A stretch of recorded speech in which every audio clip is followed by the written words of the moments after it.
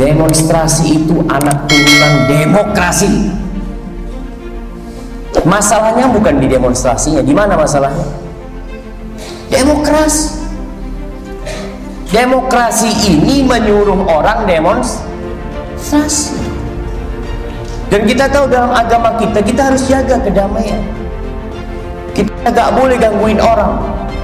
Kita gak boleh, tadi kita bicara menakut-nakutin orang, menyakitin orang lain. Subhanallah.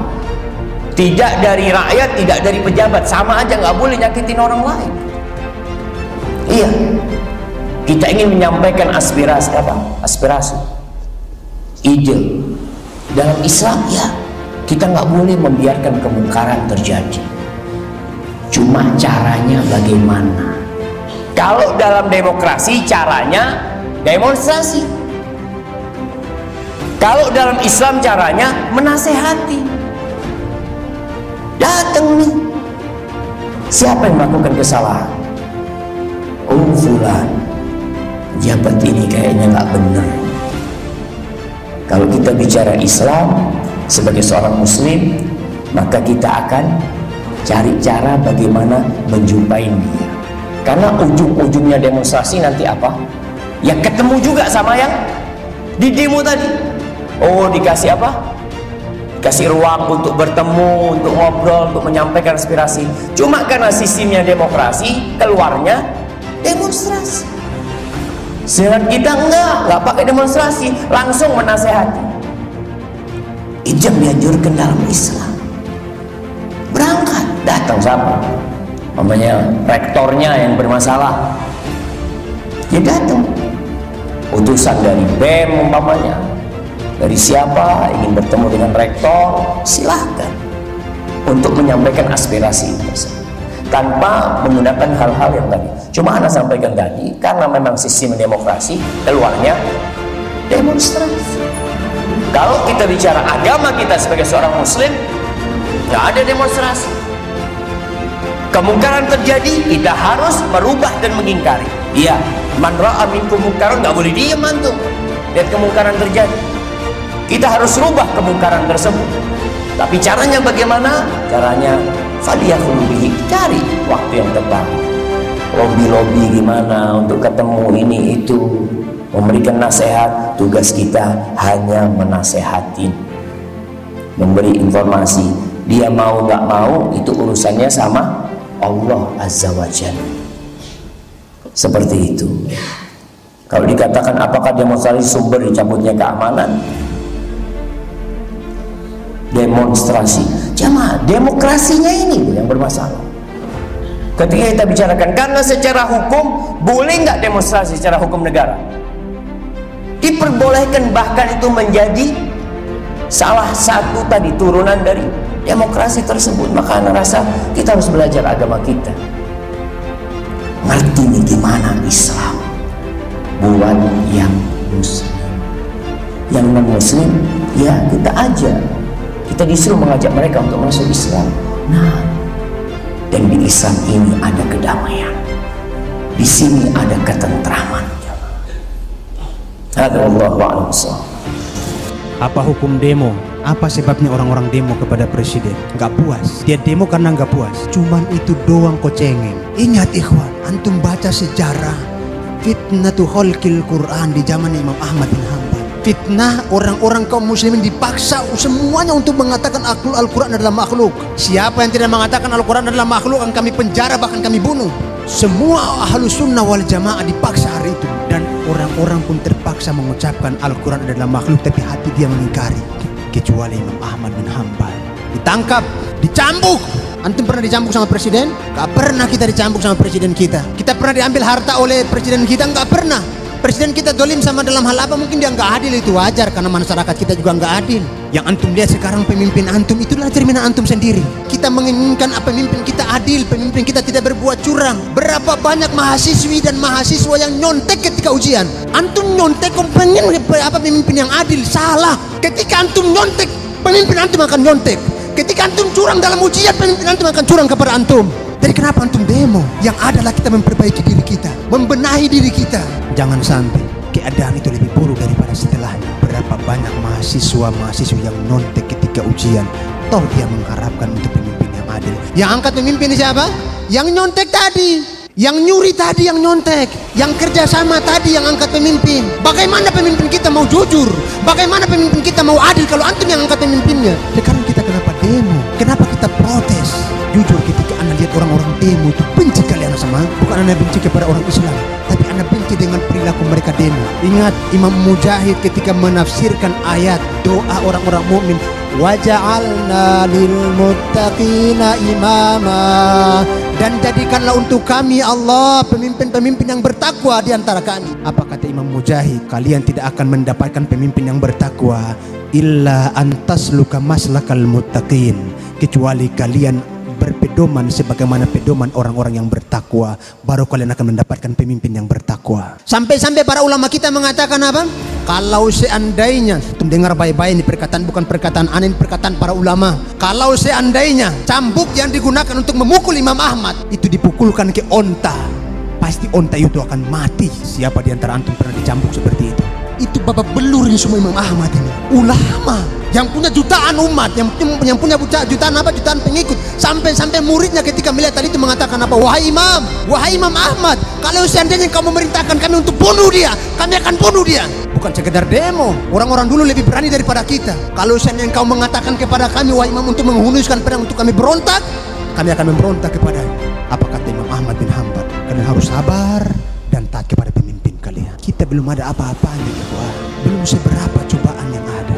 Ada yang mengatakan, Ustadz, kalau kita diam saja negara kita ini jadi apa? Ustadz, kalau kita diam saja agama Islam ini mau dikemanakan? Dulu pertanyaan ini pernah ditanyakan kepada Nabi. Salah seorang sahabat bertanya, ya Rasulullah, ketika dikatakan oleh Nabi akan datang di akhir nanti, di zaman-zaman setelahku nanti, para orang-orang yang berjasad manusia tapi berhati syaitan, pemimpin-pemimpin yang zalim kepada rakyatnya, yang tidak berbuat adil kepada rakyatnya. Apa kata Nabi Muhammad SAW?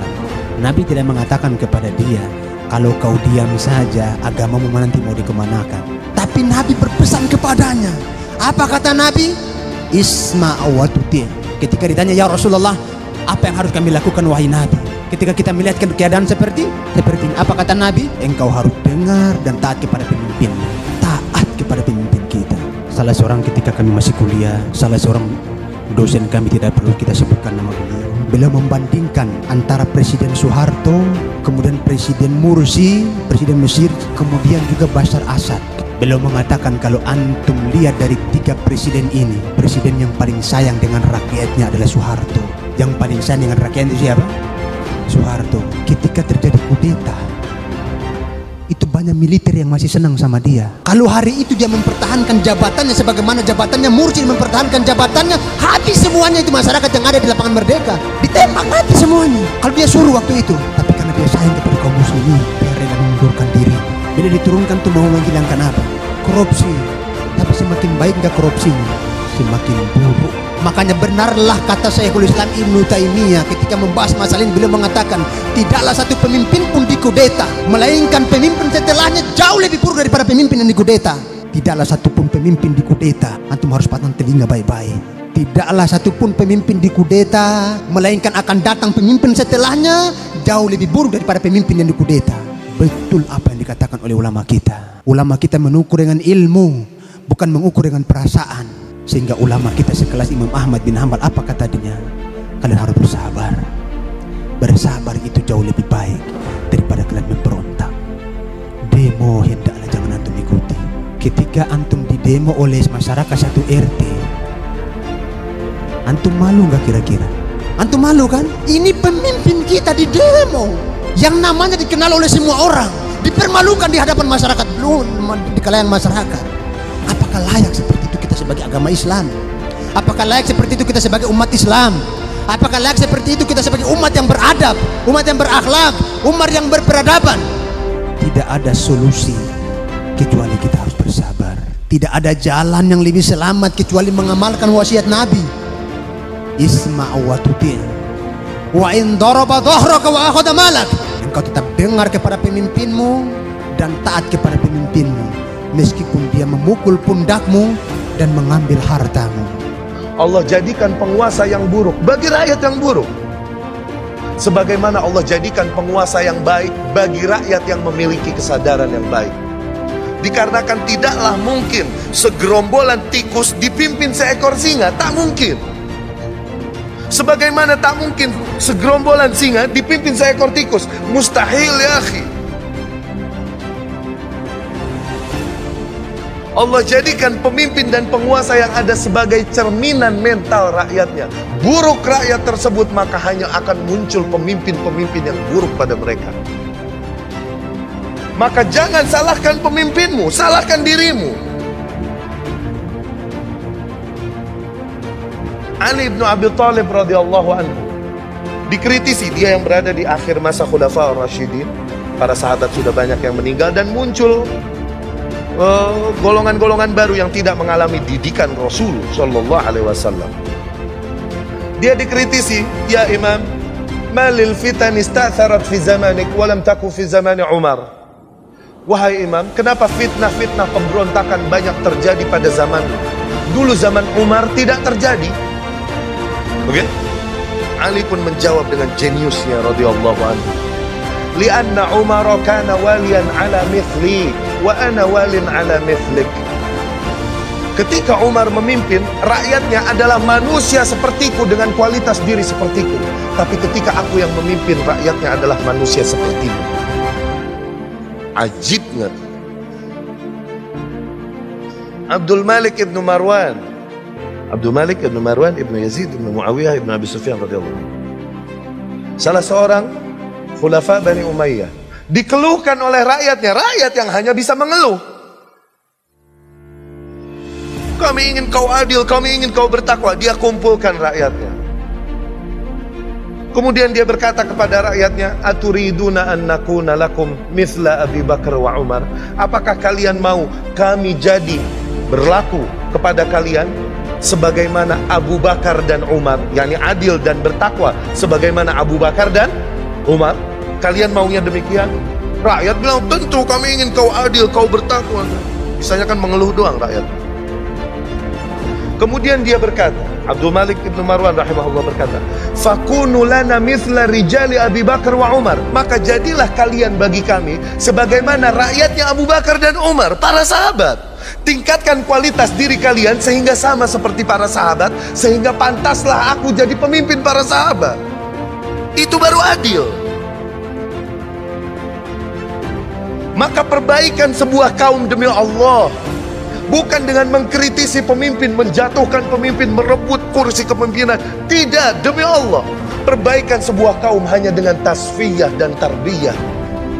Dengan menyebarkan kesadaran beragama, kesadaran berakidah pada umat, kesadaran beragama, kesadaran bertauhid pada umat. Dengan menyebarkan ini, apabila setiap kaum memiliki kesadaran akan kewajibannya masing-masing, setiap keluarga memiliki kesadaran ini, dia terapkan Islam, sunnah, tauhid pada dirinya, istri dan keluarganya. La yukallifullahu nafsan illa wus'aha.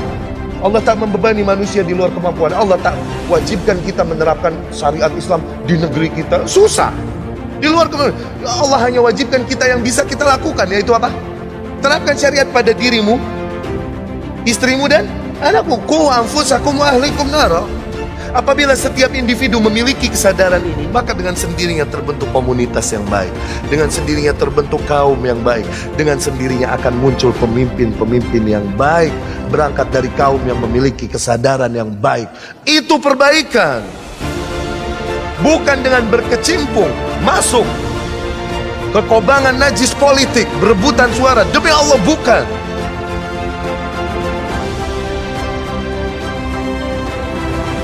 Dan tidaklah sebuah kaum berontak dari pemimpin yang ada, kecuali pasti kondisi berikutnya lebih buruk daripada kondisi sebelumnya. Pasti, itu sunnatullah. Ma kharajat qaumun qattu ala dhi sultan illa wa kana haluhum ba'da khurujihim aswa min halihim qabla khurujihim darbatan lazim. Tidaklah sebuah kaum berontak menjatuhkan pemimpin yang ada, kecuali pasti nanti kondisi berikutnya lebih buruk dari kondisi sebelumnya. Keadaan tidak jadi lebih baik. Dikarenakan apa? Dikarenakan keberadaan pemimpin yang ada adalah salah satu bentuk takdir Allah. Ketika seseorang menentang takdir yang ada, maka apa yang terjadi? Maka Allah pun akan beri hukuman. Dengan apa? Al-mu'aqabatu bididdil qasdi. Allah jadikan apa yang terjadi di luar tujuan mereka, di luar maksud mereka. Apakah orang yang beriman akan mengkritisi, mencaci-caci apa yang Allah takdirkan padanya kalaupun tidak sesuai dengan harapannya? Apakah orang yang beriman akan melakukan hal itu? Orang yang beriman akan bersabar dan meminta perbaikan kepada Allah Subhanahu wa ta'ala. Demikianlah mengapa Rasul terapkan hukum yang begitu keras kepada Khawarij. Kalaupun mereka, Rasul akui, memiliki ibadah yang luar biasa sehingga para sahabat minder membandingkan sahabat mereka dengan para Khawarij itu. Tapi tetap Rasul hukumi, mereka adalah anjing-anjing neraka. Mereka adalah terlepas dari Islam sebagaimana terlepas anak panah dari busurnya. Mereka mati-mati dalam kondisi jahiliyah. Kalaupun ibadahnya luar biasa. Kenapa demikian? Dikarenakan mereka belum terima takdir Allah dengan baik, dengan keberadaan pemimpin yang ada, dan mereka berontak darinya. Itu adalah salah satu bentuk penentangan dan berontak terhadap apa yang Allah takdirkan.